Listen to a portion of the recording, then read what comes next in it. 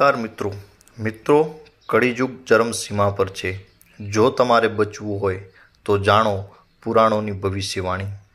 કળિયુગમાં હંમેશા અવનવી ઘટનાઓ કે અવનવી ભવિષ્યવાણી આપણને સાંભળવા મળતી હોય છે મિત્રો। પણ જ્યોતિષ અને પૌરાણિક ગ્રંથોમાં યુગનું મૂલ્ય અલગ અલગ છે મિત્રો। પૌરાણિક ગ્રંથો અનુસાર 4 યુગ છે: શનિ, ત્રેતા, દ્વાપર અને કલી। કહેવાય છે કે કલિયુગમાં પાપ ચરમ પર હશે। અત્યારે કલિકાર એટલે કે કલિયુગ ચાલી રહ્યો છે અને આ યુગમાં શું થશે કે શું થયું કે આગળના સમયમાં શું થવાનું છે એ આપણા શાસ્ત્રોમાં સ્પષ્ટ રીતે લખ્યું છે મિત્રો।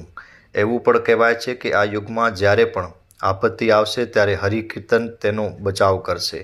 તો ચાલો જાણીએ કલિયુગમાં શા માટે સાવચેતી રાખવી જરૂરી છે મિત્રો। સત્યયુગમાં ધર્મને પ્રતિકાત્મક રીતે 4 પગ હતા।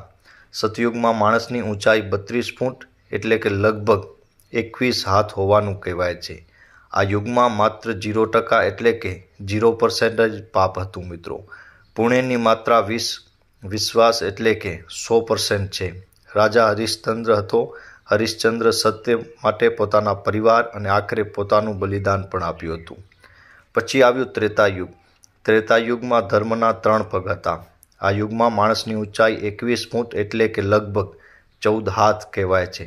આ યુગમાં પાપનું પ્રમાણ 5 વિશ્વાસ એટલે કે 25% અને પુણ્યનું પ્રમાણ 15 વિશ્વાસ એટલે કે 75 છે મિત્રો। વિષ્ણુના 52 અને રામ અવતારમાં આ યુગ થયા હતા। રાક્ષસ રાજા બલિએ 3 પગલામાં પૃથ્વીનું દાન કર્યું હતું। જ્યારે રાક્ષસ અને રાજા રાવણે સીતાનું અપહરણ કર્યું પછી તેને સ્પષ્ટપણે કર્યો ન હતો મિત્રો।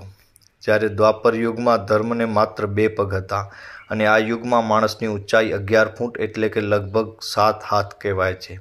આ યુગમાં પાપનું પ્રમાણ 10 એટલે કે 50% છે, જ્યારે પુણ્યનું પ્રમાણ 10 વિશ્વાસ એટલે કે 50% છે।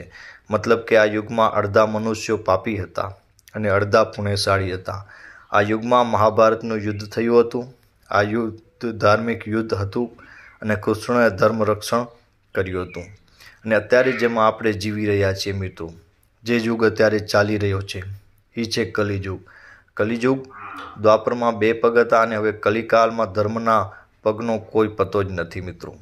ધર્મ હવે લકવાગ્રસ્ત થઈ ગયો છે અને આ યુગમાં મનુષ્યની સરેરાશ ઊંચાઈ 5 ફૂટ 5 ઇંચ એટલે કે લગભગ 3.5 હાથ કહેવાય છે। આ યુગમાં ધર્મનો 1/4 ભાગ જ બચ્યો છે। આ યુગમાં પાપનું પ્રમાણ 15 વિશ્વાસ એટલે કે 75% છે ને જ્યારે પુણ્યનું પ્રમાણ 5 વિશ્વાસ એટલે કે 25% જ છે મિત્રો।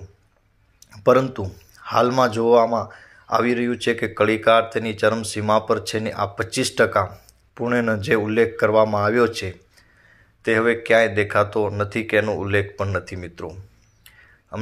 તમને જણાવી દઈએ મિત્રો કે કૃષ્ણની નજરમાં કલિયુગનું વર્ણન કેવી રીતે કરવામાં આવ્યું છે।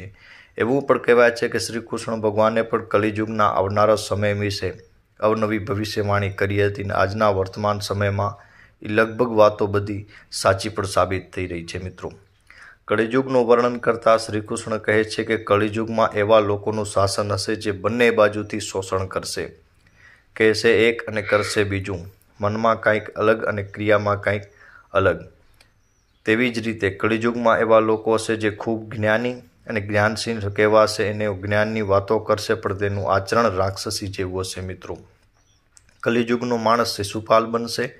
કલિયુગમાં બાળકો પ્રત્યેના પ્રેમથી તે એટલું બધું કરશે કે તેમના વિકાસની તક જ નહીં મળે। આસક્તિ અને મોહને લીધે ઘર બરબાદ થઈ જશે અને કોઈનો દીકરો ઘર છોડીને સંત બને તો હજારો લોકો તેની મુલાકાત લે, પણ પોતાનો દીકરો સંત બને તો રડે, મારા દીકરાનું શું થશે? એટલે સ્નેહ હશે કે તે આસક્તિ અને પરિવાર સાથે બંધાઈ જશે। કળિયુગમાં અમીર લોકો, છોકરા છોકરીઓ ઘરની ઉજવણીઓ, નાના મોટા તહેવારો પર લાખો રૂપિયા ખર્ચ કરશે, પરંતુ આડોશ પાડોશમાં કોઈ ભૂખ્યા કે તરસ્યા હોય તેનું પેટ ભરેલું છે કે નહીં તેનું કોઈ ખ્યાલ નહીં કરે। બીજી બાજુ તેઓ મોજ શોખ, દારૂ, માંસાહાર, સુંદરતા અને વ્યસન પાછળ જેસા પૈસા ખર્ચશે, પરંતુ તેઓ કોઈના આંસુ લૂછવામાં રસ જરાય પણ નહીં હોય મિત્રો।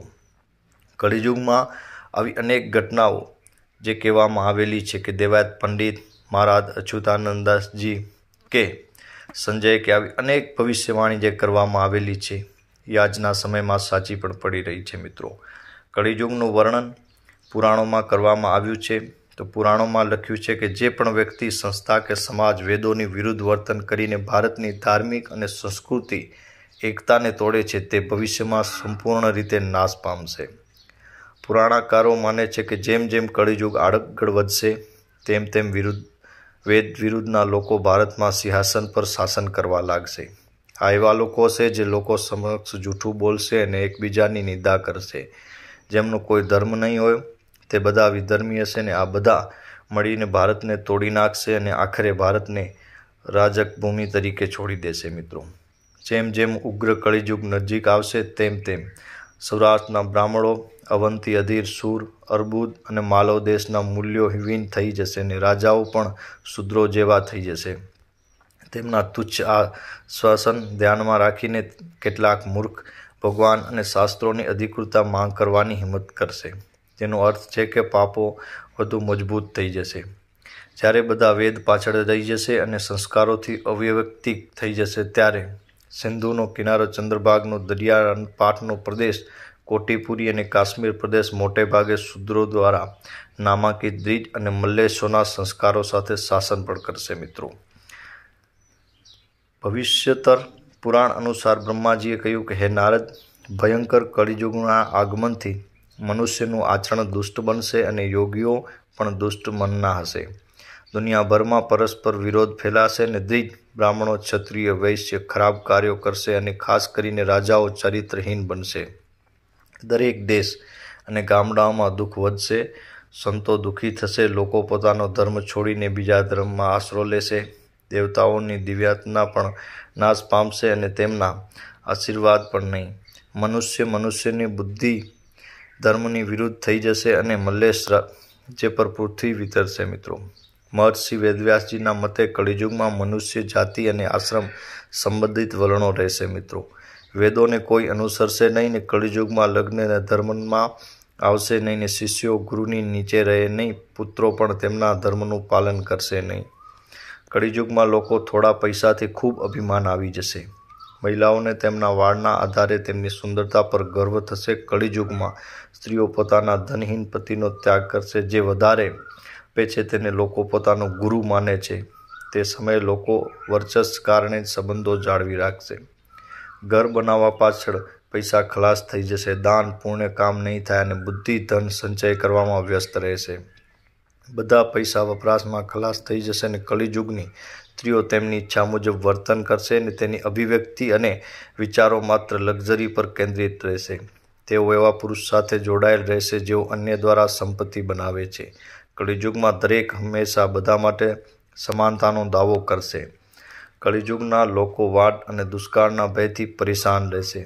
દરેકની નજર આકાશ તરફ હશે. વરસાદના અભાવે ઘણા લોકો તપસ્વીઓની જેમ ફળ, ફૂલ, પાંદડા ખાઈને આત્મહત્યાઓ પણ કરવા લાગશે.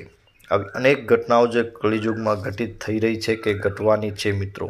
અત્યાર સુધી કહેલ વાતો લગભગ 70% જેટલી સાચી સાબિત થયેલી છે. આગળનો સમય કળિયુગનો કેટલો ખતરનાક અને ભયાનક હશે આ વાતો ઉપરથી તમે વિચારી શકો છો મિત્રો. બ્રહ્મચારી લોકો વેદમાં દર્શાવેલ ઉપવાસ પાડ્યા વિના વેદ શીખવશે. ગૃહસ્થ ન હોવન કરશે અને ન તો યોગ્ય વ્યક્તિ યોગ્ય દાન આપશે. જંગલોમાં રહેતા ગ્રામવાસીઓ જંગલના મૂળ અને કંદમાંથી નિર્વાહ નહીં કરે પરંતુ ખોરાક એકત્ર કરશે અને સંન્યાસી પણ મિત્રો વગેરેના સ્નેહમાં બંધનમાં બંધાયેલા રહેશે.